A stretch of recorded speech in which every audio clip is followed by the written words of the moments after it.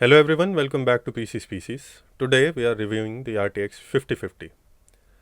Now, if you thought that the GPUs in the current market were bad before this atrocity truly takes the cake.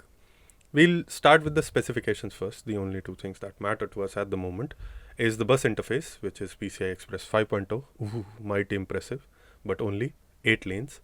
And then it has a 128-bit memory bus, but since this is running GDDR6, the bandwidth is lower than the 5060 at just 320 gigabytes per second. We are testing these cards only at 1080p because 1440p is not doable for these kind of cards. Ray tracing as well, not particularly doable for the RTX 5050, so we are going to skip on that as well. We are going to be using raster games and then an average. About the competitors, there's RTX 5050 and then there's the RTX 5060. Now, some of you are going to ask that why am I comparing the 5050 with the 5060, which is a tier above? I'll show you when we come to the pricing chart. So, since we have the 5060, we have the 9060 XT 8 gigabytes as well. And then we have the Arc B580, the supposedly true competitor for the RTX 5050. We'll start with the first game, Marvel Rivals, 1080p, ultra quality. The 5060 is 38% faster than the 5050. The 9060 XT 8 gigabytes is 26% faster. The Arc B580 is matched. Call of Duty Black Ops 6, 1080p extreme quality. The 5060 here is 25% faster. The 9060 XT 8 gigabytes is 100% faster. So it's double the speed. Arc B580, 12% faster. Cyberpunk Phantom Liberty, 1080p high quality. The 5050 is 39% slower than the 5060, 54% slower than the 9060 XT 8 gigabytes, and 25% slower than the Arc B580. Then we have Hogwarts Legacy, 1080p high quality. 5060 is 44% faster than the 5050. The 9060 XT 8 gigabytes is 50% faster, and the Arc B580 is 1% faster. Now we have an average. So on average, the RTX 5060 is 33% faster than the 5050. The 9060 XT 8 gigabytes is 44% faster, and the Arc B580 is 6% faster. Now you've seen the performance, and I told you that there was a reason why I was comparing the RTX 5050 with the 5060. Zotac RTX 5050 Twin Edge for 28,450 rupees. Inno3D RTX 5060 for 30,000. ASRock 9060 XT 8 GB for 31,200.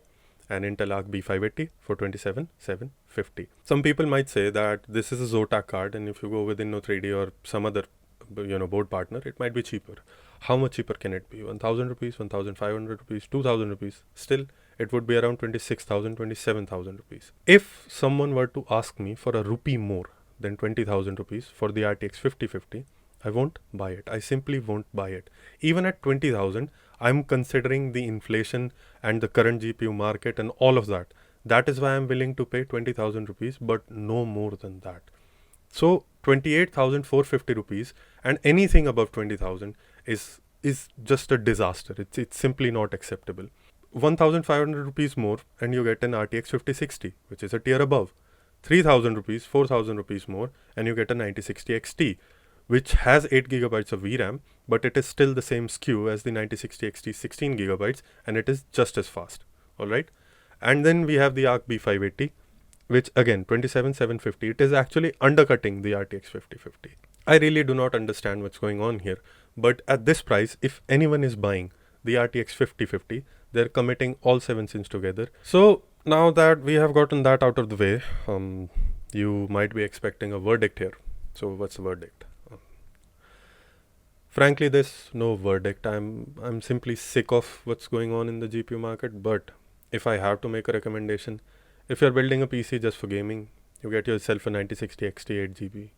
If you want to include productivity as well, you get yourself an RTX 5060. The ideal thing to do here is to save up a little more money. For around 36 or 37,000 rupees, you can get the 9060 XT 16 gigabyte variant, which is much better, more future proof. It is on par with the 5060 Ti. It is much faster than the 5060, and the only thing that makes sense south of 50,000 rupees.